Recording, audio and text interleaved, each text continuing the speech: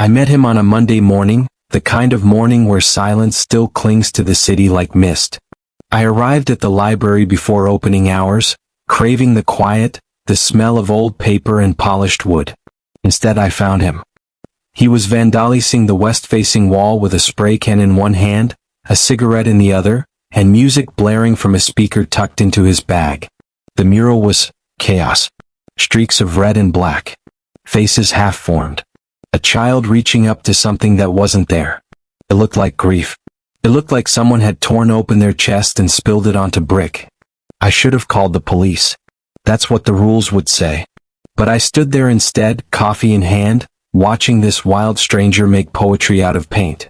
"You're trespassing," I said because I had to say something. He didn't flinch. He just turned, grinned like the sunrise and said, "Good morning to you too, librarian man." That was how I learned he knew who I was. "Azer Kellen," he said with a mock bow, paint on his fingers and his hoodie unzipped despite the chill. "And you're the one who alphabetizes the soul out of things, yeah?" I didn't answer. I was too busy staring at the mural, which was still growing, still bleeding itself into the brick like it had always meant to be there. There was nothing orderly about it. Nothing quiet. He offered me a can of paint like it was coffee. I offered him actual coffee instead. That was how it began. Azer didn't belong in the hush of my world. He wore color like rebellion, laughed too loudly, and used metaphors like weapons. I'd spent years building my life into neat lines and careful categories. History in one aisle, literature in another, and my feelings shelved under, rarely handled. He barged into it with the subtlety of a revolution. That first morning, I watched him paint until the sun rose fully and the light made the mural even sadder. I said nothing. He said too much. I found myself listening to all of it. "You know," he said, pausing to sip the coffee I gave him, "I don't usually like quiet people. But you're different. You watch like you're hungry." I wasn't sure what he meant. But it stayed with me. Over the next few days, the mural kept growing.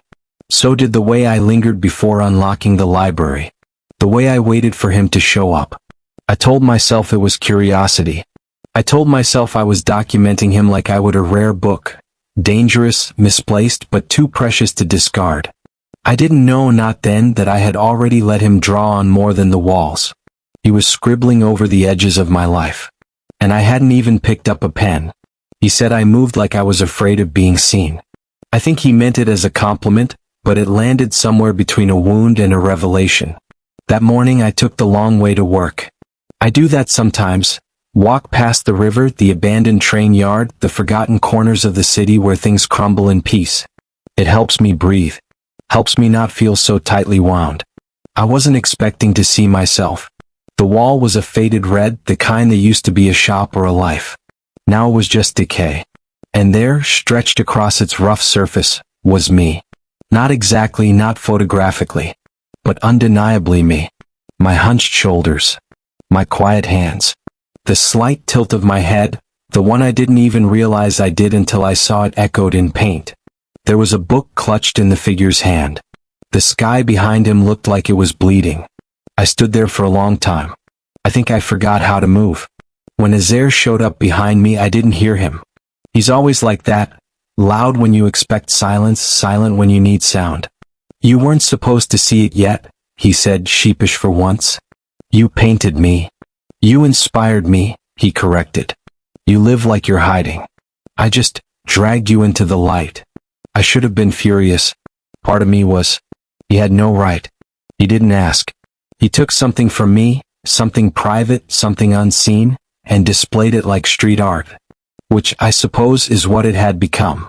But underneath the sharp edge of my anger, there was something warmer. A trembling part of me that was moved. I had spent most of my life in shadows of my own making. To be looked at, truly seen, not judged, not assessed, just seen, was foreign. It hurt in a way that wasn't pain. "You had no right," I said quietly. He nodded. "I know." And still he didn't apologize. "I painted it because you carry so much and say so little," he added. "I thought maybe if you saw yourself out here, you'd understand why I see you the way I do." My hands were shaking. From rage or fear or something else entirely, I don't know. I turned to leave, but I didn't walk fast. He didn't follow. All day at the library I kept thinking about that mural. About how he had captured a version of me I didn't realize was visible. About how maybe, just maybe, I wanted to be visible after all. That night I couldn't sleep. I kept seeing myself on that wall, not as a librarian, not as a recluse, but as something fractured and real. He hadn't just painted me. He'd unraveled me. And I wasn't sure I wanted to be sewn back together. The night he kissed me, it was raining. Not the kind of rain that cleans the air or fills the gutters, but the kind that drizzles just enough to make the world feel too quiet, too intimate. The kind of rain that demands stillness, not shelter. I'd let him in again. I told myself it was just for tea, just for warmth, just because he looked like he didn't belong anywhere else that night. But maybe I was the one who didn't belong. Not in my own skin. Not in the silence I'd grown too used to. He stood by my bookshelf, tracing the titles with his fingers like he was reading Braille. "You smell like old paper," he said, smiling faintly. And longing. I almost laughed, but something in his voice stopped me. Like he meant it. Like he could smell the loneliness I thought I'd hidden beneath order and ink. "You smell like turpentine and trouble," I replied. He grinned, and it hit me in the chest, how beautiful he was when he wasn't trying. His clothes were soaked, his curls clinging to his forehead, and he didn't seem to care. He never cared about the mess. That's what scared me. I lived for clean lines and quiet corners. He lived for chaos and color. He stepped closer. I didn't move. I should have pulled away. I should have asked what we were doing, what this meant, what the hell we thought we were starting. But instead I stood there, letting the silence stretch, letting the distance shrink. And then he kissed me. His lips tasted like rain and rebellion. Like he didn't care about rules or regrets. He kissed me like I was something wild instead of something safe. I didn't pull away. Not even when his hand cupped the back of my neck, not even when his breath warmed the hollow beneath my jaw. When he pulled back, he didn't say anything. He just looked at me, eyes full of questions I didn't know how to answer. The next day I found the first canvas in my flat. It was leaning against my kitchen wall, casual like it had always belonged. It was me again, but not the version on the alley wall. This time I was seated by the window, mug in hand, watching the rain. I hadn't known he'd seen me that day. I hadn't known I looked that lonely. The second canvas appeared a few days later in the hallway, me shelving books, unaware, bathed in afternoon light. Then another on my writing desk, my fingers mid-gesture, face caught mid-thought. It was unnerving at first, like being haunted by my own reflection. But slowly they began to feel like love letters. Not loud, not boastful, just observant, honest, gentle in a way words failed. I was falling in love with someone who turned me into a gallery. And somehow in his unruly way he made me feel worth displaying. One day my father arrived unannounced, like a storm we all saw on the horizon but pretended wouldn't land. He never liked silence, which is ironic, given how much of my childhood was shaped by the sharp weight of his disapproval. The knock on the door was hard, impatient. I opened it with a breath already caught in my throat. He walked in like he still had the right, his shoes wet with rain and opinion. His eyes scanned the flat like he was measuring how far I drifted from whatever mold he'd carved for me decades ago. I watched him register the canvases, the splashes of color on the walls, the unwashed brushes in the sink. Then he saw Azair, shirt speckled with paint, bare feet, too comfortable in a space my father never wanted to understand. It happened fast. "Who the hell is he?" my father barked, not even looking at me. Azair looked up from his sketchpad, calm in that way that's both fearless and unbothered. "I'm the one who sees him," he said, like it was the most obvious answer in the world. My father turned to me. "This what you are now? Hiding behind boys with brushes? Is this why your mother can't look you in the eye anymore?" I froze. Every word landed like a nail hammered in the dark. I couldn't speak. The shame was old, too familiar. I thought I'd buried it years ago, but here it was, digging its claws into my skin like I was 16 again. But Azair stood. "No," he said, voice steady, eyes bright. "He's not hiding. He's surviving. He's breathing in a space that finally lets him be seen without flinching. You don't get to make him feel small for that." My father laughed. And you think you know him? You think sleeping on his couch and leaving your mess all over his home gives you the right to speak for him? Azair didn't flinch. No, I don't speak for him. But I'll speak when he can't. I felt it then, how easy it was to let someone else carry your truth when your own throat wouldn't open. How terrifying it was to be loved that loudly when all you'd known was quiet endurance. My father turned to me again. Say something. But I couldn't. Not then. All I could do was stare at Azair and wonder how someone who never knew the rules still knew exactly how to protect me. When my father left, the door slammed like a final verdict. The silence afterward wasn't peaceful. It rang louder than the shouting. Azair sat beside me. Didn't touch me. Didn't speak. He just let the quiet stretch until it softened, until it didn't feel like shame anymore. And for the first time, I wondered what it would feel like to stop apologizing for the sound of my own truth. 3 weeks. That's how long the silence lasted. But it wasn't like the kind I knew, the kind I once cherished. This one scratched at the walls. This one echoed with absence. With missing mugs and half-finished canvases. With a sketchbook left open on my desk, frozen midline like he had meant to return. But he didn't. The city lost color when Azair left. Not metaphorically, literally. The murals stopped. The alley walls, once defiant and alive, stayed blank. The ones that already existed began to peel faster, like the city couldn't bear to hold his work without him. The library felt colder. The quiet there was different now. It wasn't peace anymore. It was punishment. I told myself not to look for him. That if he wanted to be found, he'd return. That artist did this, disappeared when the world got too loud. But I missed him. I missed his noise. So I looked. It was a Thursday when I found him. I'd wandered into an old part of the city, one with more dust than people, and stumbled into a forgotten warehouse near the tracks. The door was open. Inside, the air smelled like rain and turpentine. And there he was, Azair, standing in front of a wall taller than both of us, brush in hand. He didn't look up when I entered. He didn't turn. He just kept painting. Grays. Not one shade. Dozens. Soft charcoal, ash, storm cloud, lead. All melting into each other in long, heavy strokes. No defiance. No joy. It felt like watching someone whisper their grief into concrete. I didn't speak. I didn't know how to ask, why did you leave? Or worse, why didn't you take me with you? Finally, he said, I couldn't paint you in color anymore. I moved closer. Why? He set the brush down slowly like it had become too heavy. Because color needs light. His eyes found mine then, dull, tired, nothing like the boy who once painted my name into every sunrise. And I didn't feel it anymore. Not in the world. Not in me. Something broke in me hearing that. I wanted to gather every piece of him and pour them into the brightest palette I could find.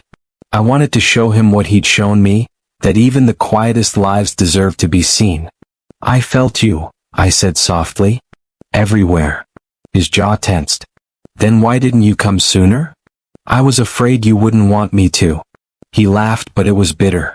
You're the only thing I wanted. I stepped forward. Close enough to touch. But I didn't. Not yet. I'm here now, I said. Let me help you remember the color. He looked at the wall again. Then at me. And for the first time in 3 weeks, his voice didn't sound like ashes. Then stay. He stood in front of me, eyes red-rimmed, jaw clenched, like holding the truth and was the only thing keeping him from crumbling. I used to paint to be seen, Azair said. Not admired. Just seen. A crying color. A scream on walls no one cared about. His hands trembled as he rubbed a smear of gray off his fingers, like he could erase the weight of the past from his skin. I thought if I made the world beautiful, maybe someone would think I was worth keeping around. But then I met you. And suddenly, I didn't know what to paint anymore. Because you weren't looking at the murals. You were looking at me. I swallowed hard. My throat ached. I didn't know how to handle being loved like that, he continued, his voice cracking. So I ran. I thought I'd ruin you. I stepped closer. Azair, silence isn't peace. I've lived in quiet for years and I mistook it for safety. But it wasn't. It was hiding. He looked up then, really looked. So we were both hiding. I nodded. But not anymore. Something shifted in him. The tension in his shoulders cracked like old plaster. He sat on the floor of that empty warehouse and I followed. We didn't speak for a while. Just breathed. The space between us filled with all the things we hadn't said until now. He showed me old sketchbooks, pages warped from rain and tears, filled with people who never stayed. But I was in there too. Over and over. From every angle. Laughing, frowning, sleeping, reading. Seeing myself through his eyes made me ache in ways I didn't have words for. You painted me like I mattered, I whispered. He reached over, brushed a thumb across my cheek. You do. We both cried. Not loudly. Not brokenly. Just tears that slipped down quietly, honestly. His forehead touched mine like he was trying to memorize the feel of being forgiven. In that gray room, light filtered through broken windows. Dust caught it, dancing like static. And then Azair reached for a brush. Not black. Not gray. Yellow. He dipped it, slow, deliberate, and dragged the first stroke across the wall. A new beginning. He handed me a brush. Come on, librarian, he whispered, smiling softly. Let's make something messy. I laughed through my tears, picked up the brush, and touched color to the wall. It wasn't perfect. It wasn't clean. But for the first time, I wasn't afraid to be seen. We painted until night fell, our sleeves stained, our palms brushing off, and our silence no longer empty. And somewhere between yellow and blue, I found where color lives again.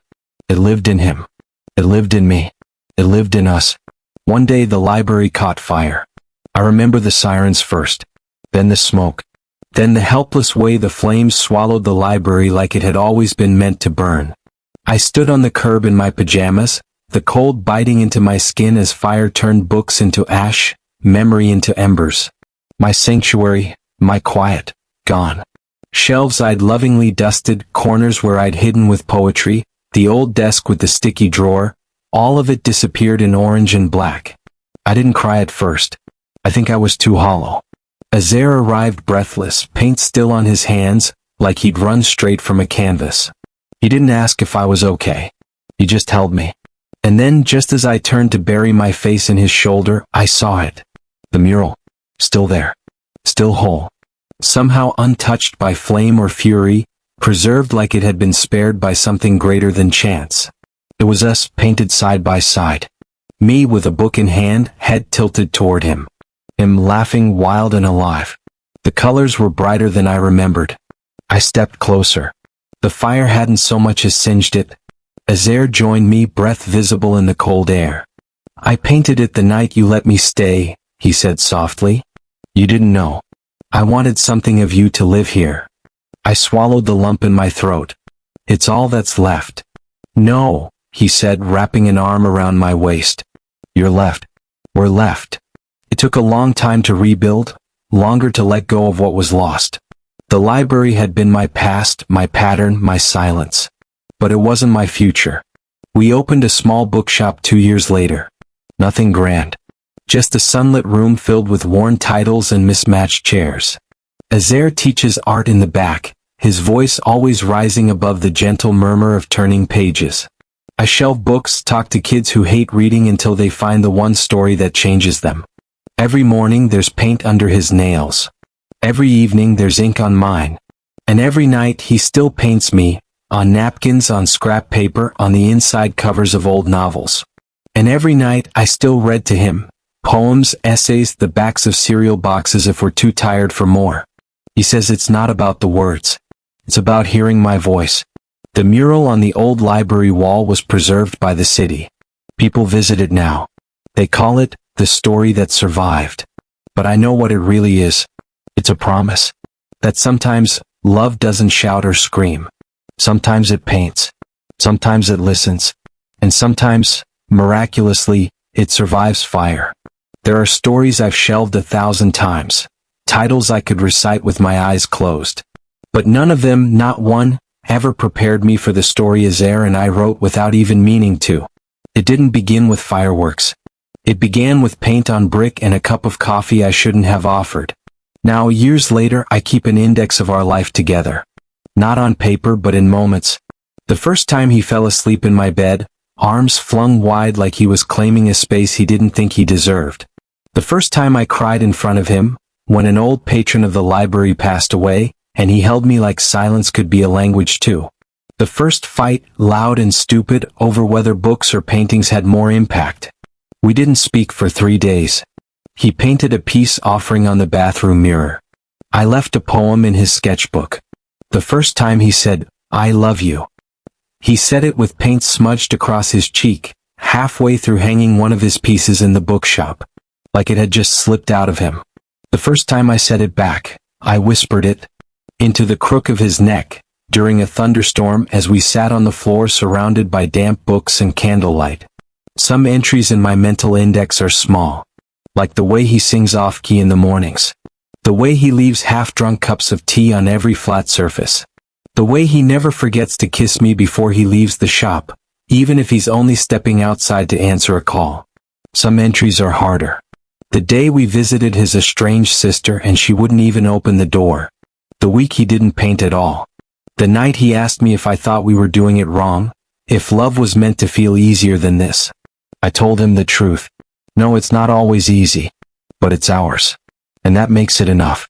We're not a perfect story, but we are a true one. At the front counter, there's a bell for customers. It hardly ever rings. People know to just come in, browse, breathe. The shop smells like old pages and paint thinner and something warm that feels like home. Sometimes people ask how we met. Azair always tells the truth like he does with everything. He was the librarian who brought me coffee instead of calling the cops. And I always add, he drew on my walls, and I never wanted them clean again. That's our story.